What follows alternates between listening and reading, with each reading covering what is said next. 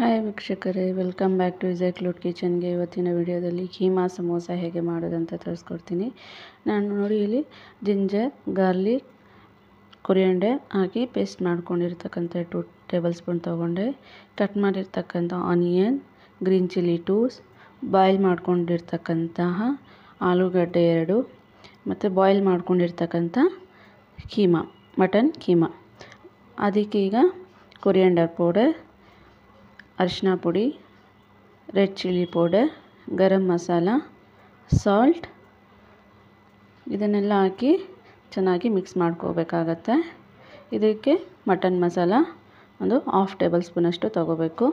ಇದನ್ನೆಲ್ಲನೂ ಚೆನ್ನಾಗಿ ಮಿಕ್ಸ್ ಮಾಡ್ಕೋಬೇಕು. ಚೆನ್ನಾಗಿ ಮಿಕ್ಸ್ ಮಾಡಿಕೊಂಡು ಒಂದು 1/2 ಆನ್ ಅವರ್ ನಾವು ಮ್ಯಾರಿನೇಟ್ಗಾಗಿ ಇಡಬೇಕಾಗತ್ತೆ. ಈ ರೀತಿ ಮಾಡ್ಕೊಳ್ಳೋದ್ರಿಂದ ತುಂಬ ಚೆನ್ನಾಗಿರುತ್ತೆ. ಇದು ಸಮೋಸದಲ್ಲಿ ಫಿಲ್ ಮಾಡೋದಕ್ಕೆ ಒಂದು ಪಲ್ಯ ಥರ ಇದು. ನೋಡಿ, ಈ ರೀತಿ ಚೆನ್ನಾಗಿ ಮಿಕ್ಸ್ ಮಾಡ್ಕೋಬೇಕು. ನೋಡಿ ಎಷ್ಟು ಚೆನ್ನಾಗಿದೆ ಅಲ್ವಾ? ಯಾಕಂತಂದರೆ ನಾವು ಕೀಮಾನ ಬಾಯ್ಲ್ ಮಾಡ್ಕೋಬೇಕಾಗತ್ತೆ. ಇಲ್ಲಾಂತಂದರೆ ಸಮೋಸದಲ್ಲಿ ಫಿಲ್ ಆದಮೇಲೆ ಅದನ್ನು ಫ್ರೈ ಆದಮೇಲೆ ಅದು ಚೆನ್ನಾಗಿ ಕುಕ್ ಆಗಿರೋದಿಲ್ಲ. ಅದಕ್ಕಂತ ನಾವು ಫಸ್ಟೇ ಬಾಯ್ಲ್ ಮಾಡ್ಕೋಬೇಕಾಗತ್ತೆ. ಇಲ್ಲಿ ನೋಡಿ, ಸಮೋಸ ಶೀಟ್ಸ್ಗೆ ಬೇಕಾಗಿರ್ತಕ್ಕಂಥದ್ದು ಮೊದಲಿಗೆ ನಾನು 2 ಕಪ್ಸಷ್ಟು ಮೈದಾ ತೊಗೊಂಡೆ. ಸಾಲ್ಟ್ ಮತ್ತು ಆಯಿಲ್ 1 ಟೇಬಲ್ ಸ್ಪೂನ್ ಹಾಕಿ ಇದನ್ನು ಚೆನ್ನಾಗಿ ಈ ರೀತಿ ಮಿಕ್ಸ್ ಮಾಡ್ಕೊಳ್ತಾ ಇದ್ದೀನಿ. ಈ ರೀತಿ ಚೆನ್ನಾಗಿ ಮಿಕ್ಸ್ ಮಾಡ್ಕೋಬೇಕು. ಸ್ಮೂತಾಗಿ ಆಗಬೇಕು ಚೆನ್ನಾಗಿ. ನೋಡಿ, ಈ ರೀತಿ ಚೆನ್ನಾಗಿ ಮಿಕ್ಸ್ ಆಗಿ ನೋಡಿ ಈ ರೀತಿ ಮಾಡ್ಕೋಬೇಕು. ಎಲ್ಲಿ ಲಮ್ಸ್ ಇರಬಾರ್ದು. ಇದನ್ನು 1/2 ಆನ್ ಅವರ್ ಪಕ್ಕಕ್ಕಿಟ್ಟು ನೋಡಿ ಸೈಡ್ಗೆ ಇಟ್ಟಿದ್ದೆ. ಮತ್ತು ಈಗ ತೆಗೆದು ಇದನ್ನು ಪ್ರಿಪೇರ್ ಮಾಡ್ಕೊಳ್ಳೋಣ ಸಮೋಸ ಶೀಟ್ಸನ್ನು. ನೋಡಿ, ಈ ರೀತಿ ಎಷ್ಟು ಚೆನ್ನಾಗಿ ಫ್ಲಫಿಯಾಗಿ ಆಗಿದೆಯಲ್ವಾ? ಈ ರೀತಿ ನಾವು ರೌಂಡ್ ಶೇಪಲ್ಲಿ ಉದ್ದಕ್ಕೆ ಈ ರೀತಿ ಒಂದೇ ಸಮೇತ ಈ ರೀತಿ ನಾವು ಈ ಸೈಜಲ್ಲಿ ಮಾಡ್ಕೋಬೇಕಾಗತ್ತೆ. ಈ ಸೈಜಲ್ಲಿ ಒಂದೇ ಸೈಜಲ್ಲಿ ಕಟ್ ಮಾಡ್ಕೋಬೇಕಾಗತ್ತೆ ಒಂದೊಂದಾಗಿ. ನೋಡಿ, ಈ ರೀತಿ ಫ್ಲಫಿ ಇರುತ್ತೆ ಹಾಗೂ ಸ್ಮೂತಾಗೂ ಇರುತ್ತೆ. ನೋಡಿ, ಈ ರೀತಿ ಎಲ್ಲನೂ ಒಂದೇ ಸೈಜಲ್ಲಿ ಕಟ್ ಮಾಡಿಕೊಂಡು ಈ ರೀತಿ ರೌಂಡ್ ಶೇಪಲ್ಲಿ ತಗೋಬೇಕಾಗತ್ತೆ. ಇದಕ್ಕೆ ನಾವು ಮೈದಾ ಡ್ರೈ ಪೌಡರನ್ನು ಹಾಕಿ ಈ ರೀತಿ ಚೆನ್ನಾಗಿ ಈ ರೀತಿ ತೆಳುವಾಗಿ ನೋಡಿ ಒಂದೇ ಸೈಜಲ್ಲಿ ಈ ರೀತಿ ಲಟ್ಸ್ಕೋಬೇಕಾಗತ್ತೆ ನಾವು. ನೋಡಿ, ರೌಂಡ್ ಶೇಪಲ್ಲಿ ಜಾಸ್ತಿ ನಾವು ಅಗಲ ಮಾಡ್ಕೋಬಾರ್ದು. ಒಂದೇ ಮೀಡಿಯಮ್ ಆಗಿ ಮೀಡಿಯಮ್ ರೌಂಡ್ ಶೇಪಲ್ಲಿ ಮಾಡ್ಕೋಬೇಕಾಗತ್ತೆ. ಈ ರೀತಿ ಚೆನ್ನಾಗಿ ನೋಡಿ, ಈ ರೀತಿ ಮಾಡ್ಕೊಳ್ಳೋದ್ರಿಂದ ನಮ್ಮ ಸಮೋಸ ಶೀಟ್ಸ್ ಚೆನ್ನಾಗಿ ರೆಡಿ ಆಗುತ್ತೆ. ನೋಡಿ, ಎಲ್ಲನೂ ನಾನು ಈ ರೀತಿ ಮಾಡಿಕೊಂಡು ಈಗ ಫಸ್ಟಕ್ಕೆ ಆಯಿಲನ್ನು ಅಪ್ಲೈ ಮಾಡಿ ಈಗ ಮೈದಾ ಡ್ರೈ ಪೌಡರನ್ನು ಈ ರೀತಿ ಸ್ಪ್ರೆಡ್ ಮಾಡಿ ಮತ್ತೊಂದು ನೋಡಿ 1 ಬೈ 1 ಈ ರೀತಿ ಮಾಡ್ಕೊಳ್ತಾ ಇದ್ದೀನಿ. ಈ ರೀತಿ ಮತ್ತೆ ಅದೇ ಪ್ರೊಸೆಸ್ ಕಂಟಿನ್ಯೂ ಮಾಡಬೇಕು. ಆಯಿಲ್ ಹಚ್ಚಿ ಡ್ರೈ ಪೌಡರನ್ನು ಈ ರೀತಿ ಸ್ಪ್ರೆಡ್ ಮಾಡಿಕೊಂಡು ಇನ್ನೊಂದು ಈ ರೀತಿ ಶೀಟ್ಸನ್ನು ತಗೋಬೇಕು. ಒಂದೇ ಸೈಜಲ್ಲಿ ತಗೊಂಡು ಎಲ್ಲನೂ step by step same repeat ಮಾಡ್ತಾನೆ ಇರಬೇಕು. ಈ ರೀತಿ ಮಾಡೋದ್ರಿಂದ ನಮ್ಮ ಶೀಟ್ಸ್ ಎಲ್ಲ ಸಪ್ರೇಟಾಗಿ ಬರುತ್ತೆ. ನೋಡಿ, ಈ ರೀತಿ ಒಂದೇ ಸೈಜಲ್ಲಿ ಮಾಡ್ಕೋಬೇಕು. ಸ್ವಲ್ಪ ಕಾರ್ನರಲ್ಲಿ ಸ್ವಲ್ಪ ನಾವು ಪ್ರೆಸ್ ಮಾಡ್ಕೋಬೇಕಾಗತ್ತೆ. ಈ ರೀತಿ ನೋಡಿ ಪ್ರಿಪೇರ್ ಆಯಿತು. ಇದಕ್ಕೆ ಇನ್ನೊಂದು ಸಲ ಲಟ್ಟಿಸ್ಕೋಬೇಕಾಗತ್ತೆ. ರೌಂಡ್ ಶೇಪಲ್ಲಿ ಒಂದೇ ಸೈಜಲ್ಲಿ ಲಟ್ಟಿಸ್ಕೋಬೇಕಾಗತ್ತೆ. ನೋಡಿ, ಈ ರೀತಿ ಪ್ರೆಸ್ ಮಾಡಿ ರೌಂಡ್ ಶೇಪಲ್ಲಿ ಈಗ ನಾವು ಪ್ರಿಪೇರ್ ಮಾಡ್ಕೋಬೇಕಾಗತ್ತೆ. ನೋಡಿ, ಈ ರೀತಿ ಜಾಸ್ತಿ ನಾವು ಪ್ರೆಸ್ ಮಾಡಿ ಈ ರೀತಿ ಲಟ್ಟಿಸ್ಕೋಬಾರ್ದು. ಸ್ವಲ್ಪ ನೋಡಿ ಈ ರೀತಿ ಪ್ರಿಪೇರ್ ಆಗ್ತಾಯಿದೆ. ಜಾಸ್ತಿ ಅಗಲನೂ ಮಾಡ್ಕೋಬಾರ್ದು.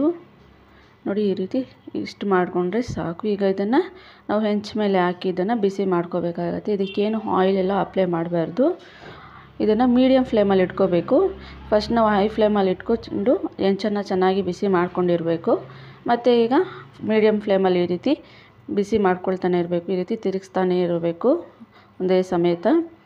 ಆಗ ಎಲ್ಲ ಚಪಾತಿ ಏನಾಗುತ್ತೆ, ರೌಂಡಿಗೆಲ್ಲನೂ ಚೆನ್ನಾಗಿ ಬಿಸಿ ಆಗುತ್ತೆ.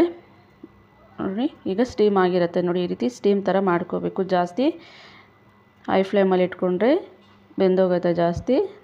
ನೋಡಿ, ಈ ರೀತಿ ಮಾಡ್ತಾನೆ ಹೋಗಬೇಕು. ರೌಂಡ್ ಶೇಪಲ್ಲಿ ಈ ರೀತಿ ಮಾಡ್ತಾನೆ ಇದ್ದರೆ ಒಂದೊಂದಾಗಿ ಚೆನ್ನಾಗಿ ಬಿಟ್ಕೊಳ್ಳುತ್ತೆ ಶೀಟ್ಸ್ ಥರ. ನೋಡಿ, ಈ ರೀತಿ ಮಾಡೋದ್ರಿಂದ ನಾವು ಮನೇಲಿ ಆರಾಮಾಗಿ ಈಸಿಯಾಗಿ ಸಮೋಸನ ಪ್ರಿಪೇರ್ ಮಾಡ್ಕೋಬೋದು. ತುಂಬ ಈಸಿ ಪ್ರೋಸೆಸ್.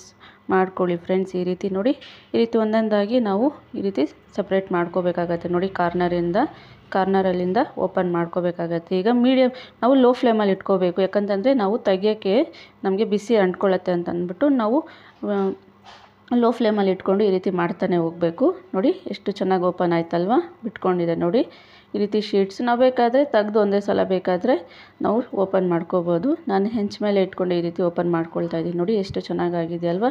ನೋಡಿ ಈ ರೀತಿ ಎಷ್ಟು ಸಪ್ರೇಟಾಗಿ ಬರುತ್ತೆ. ನಾನು ಇಲ್ಲಿ ಒಂದು 5-6 ಸಮೋಸಾನ ಪ್ರಿಪೇರ್ ಮಾಡ್ಕೊಳ್ತಾ ಇದ್ದೀನಿ ಅಷ್ಟೇ. ನೀವು ಬೇಕಾದರೂ ಜಾಸ್ತಿ ಮಾಡಿಕೊಂಡು ಫ್ರಿಜ್ಜಲ್ಲಿ ಸ್ಟೋರ್ ಮಾಡ್ಕೋಬೋದು. ನೋಡಿ ಈ ರೀತಿ ಇದನ್ನು ಈಗ ಕಾರ್ನರ್ ಸೈಡ್ ಕಟ್ ಮಾಡ್ಕೋಬೇಕಾಗತ್ತೆ. ಒಂದೊಂದಾಗಿ ಕಾರ್ನರ್ ಸೈಡ್ಸನ್ನು ಕಟ್ ಮಾಡಿ ನಾವು ಫ್ರಂಟಲ್ಲಿ 2 ಪಾರ್ಟ್ಸ್ ಆಗಿ ಮಾಡಬೇಕಾಗತ್ತೆ. ನೋಡಿ ಈಗ ರೆಡಿ ಆಯಿತು ನಮ್ಮ ಸಮೋಸ ಶೀಟ್ಸ್. ನೋಡಿ ಈ ರೀತಿ ಈಗ ನಾವು ಫ್ರಂಟಲ್ಲಿ ಈ ರೀತಿ 2 ಕಟ್ಸನ್ನು ಮಾಡ್ಕೋಬೋದಾಗತ್ತೆ. ನೋಡಿ ಎಷ್ಟು ಚೆನ್ನಾಗಿ ಬಂದಿದೆ ಅಲ್ವಾ. ನೋಡಿ ಒಂದಕ್ಕೊಂದು ಅಂಟ್ಕೊಳ್ದೆ ಎಷ್ಟು ಚೆನ್ನಾಗಿ ಸಪ್ರೇಟಾಗಿ ಬಂದಿದೆ ನೋಡಿ. ಈ ರೀತಿ ಮನೆಯಲ್ಲೇ ಪ್ರಿಪೇರ್ ಮಾಡ್ಕೊಳ್ಳಿ, ತುಂಬ ಈಸಿ ಮೆಥಡ್. ಯಾರಿಗಾದ್ರೂ ಡೌಟ್ಸ್ ಇದ್ದರೆ ಕಾಮೆಂಟ್ ಮಾಡಿ, ನಾನು ರಿಪ್ಲೈ ಮಾಡ್ತೀನಿ ಹೇಗೆ ಮಾಡಬೇಕು ಅಂತಂದ್ಬಿಟ್ಟು. ನೋಡಿ ಇಲ್ಲಿ ಈ ರೀತಿ ಮಾಡ್ಕೋಬೇಕು. ಈಗ ನಮ್ಮ ಸಮೋಸ ಶೀಟ್ಸ್ ಪ್ರಿಪೇರ್ ಆಗಿದೆ. ಇದಕ್ಕೆ ನಾವು ಈಗ ಫಿಲ್ ಮಾಡಬೇಕಾಗತ್ತೆ ಒಂದೊಂದಾಗಿ. ನೋಡಿ ಫ್ರೆಂಡ್ಸ್ ಎಷ್ಟು ಚೆನ್ನಾಗಾಗಿದೆ ನೋಡಿ ಅಲ್ವಾ.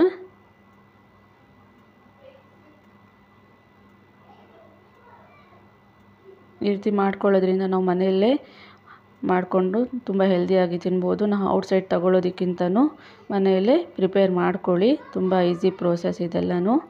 ನೋಡಿ ಈ ರಂಜಾನ್ ಸ್ಪೆಷಲಲ್ಲಿ ನಾನು ಮಾಡ್ತಿರೋದು ಇಫ್ತಾರಿ ಸ್ಪೆಷಲ್ಗೆ. ಇದನ್ನು ನಾನು ಡೈಲಿ ಮನೆಯಲ್ಲೇ ಮಾಡ್ಕೊಳ್ತೀನಿ ಫ್ರೆಂಡ್ಸ್. ನೋಡಿ ಈ ರೀತಿ ರಂಜಾನ್ ಸ್ಪೆಷಲ್ ಸಮೋಸ ಇಲ್ಲ ಅಂತಂದರೆ ಇಫ್ತಾರಿಯಲ್ಲಿ ಇನ್ಕಂಪ್ಲೀಟ್ ಆಗುತ್ತೆ. ಅದಕ್ಕಂತ ನಾನು ಮನೆಯಲ್ಲೇ ಪ್ರಿಪೇರ್ ಮಾಡ್ಕೊಳ್ತೀನಿ, ಒಂದಿನ ಮನೆಯಲ್ಲೇ ಪ್ರಿಪೇರ್ ಮಾಡ್ಕೊಳ್ತೀನಿ. ನೋಡಿ ಈ ರೀತಿ ಎಷ್ಟು ಚೆನ್ನಾಗಾಗಿದೆ ಅಲ್ವಾ. ಇದಕ್ಕೆ ಫಿಲ್ ಮಾಡ್ಕೊಳ್ಳೋಣ.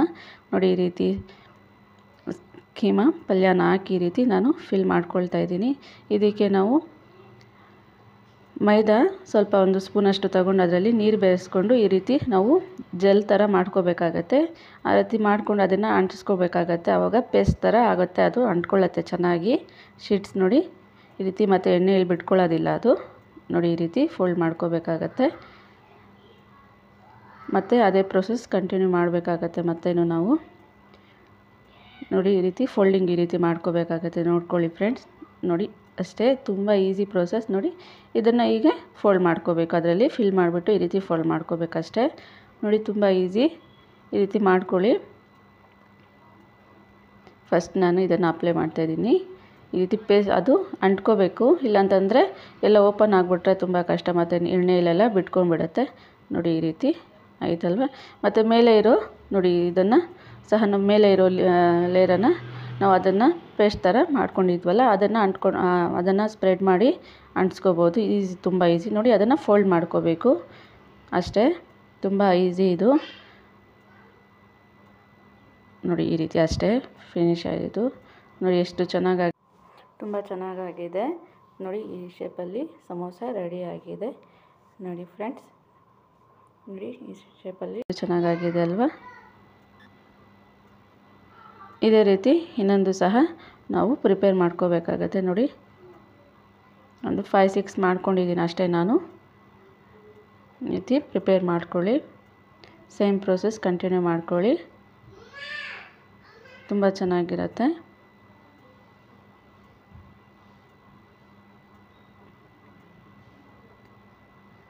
ನೋಡಿ ಇದು ಪ್ರಿಪೇರ್ ಆಯಿತು.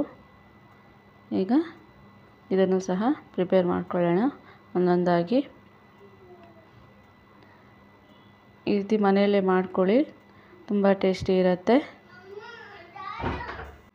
ನೋಡಿ ಅಗೇನ್ ಸೇಮ್ ಪ್ರೋಸೆಸ್ ಮಾಡ್ಕೋಬೇಕಾಗತ್ತೆ. ಈ ರೀತಿ ಜಾಸ್ತಿ ನಾವು ಫಿಲ್ ಮಾಡ್ಕೋಬಾರ್ದು, ಇಲ್ಲ ಅಂತಂದರೆ ಎಣ್ಣೆಯಲ್ಲೆಲ್ಲ ಒಡೆದೋಗುತ್ತೆ, ಸ್ಪ್ರೆಡ್ ಆಗಿಬಿಡುತ್ತೆ, ಓಪನ್ ಆಗಿಬಿಡುತ್ತೆ. 1 ಸ್ಪೂನ್ ಹಾಕಿದ್ರೆ ಸಾಕು. ನೋಡಿ ಈ ರೀತಿ ಪ್ರಿಪೇರ್ ಆಯಿತು. ಮತ್ತೊಂದು ಸೇಮ್ ಅಗೇನ್ ಅದೇ ಪ್ರೋಸೆಸ್ ಮಾಡ್ಕೊಳ್ಳೋಣ. ನೋಡಿ ಈ ರೀತಿ ಮಾಡ್ಕೋಬೇಕಾಗತ್ತೆ. ನೋಡಿ ಸೇಮ್, ನೋಡಿ ಮುಗೀತು. ನೋಡಿ ಈ ರೀತಿ ಮಾಡ್ಕೊಳ್ಳೋದ್ರಿಂದ ತುಂಬ ಟೇಸ್ಟಿ ಇರುತ್ತೆ ಅಲ್ವಾ. ನೋಡಿ ಇದೇ ಪ್ರೋಸೆಸ್ ಕಂಟಿನ್ಯೂ ಮಾಡಿ. ಈಗ ಸಮೋಸ ರೆಡಿಯಾಗಿದೆ, ಫಿಲ್ಲಿಂಗ್ ಎಲ್ಲ ರೆಡಿಯಾಗಿದೆ.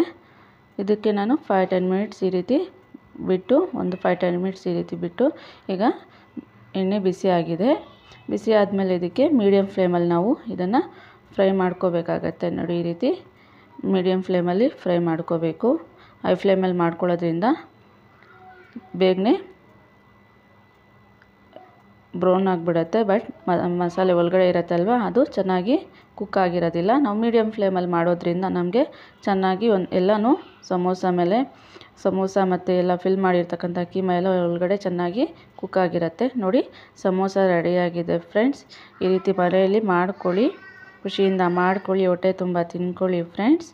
ನೋಡಿ ಈ ರೀತಿ ನೋಡಿ ಎಷ್ಟು ಚೆನ್ನಾಗಿ ಕಾಣಿಸ್ತಿದೆ ನೋಡಿ. ಓಪನ್ ಮಾಡಿದ್ರೆ ನೋಡಿ ಎಷ್ಟು ಚೆನ್ನಾಗಿ ಕುಕ್ ಆಗಿದೆ. ನೆಕ್ಸ್ಟ್ ವಿಡಿಯೋದಲ್ಲಿ ಮತ್ತೆ ಸಿಗುವವರೆಗೂ ಬಾಯ್ ಬಾಯ್.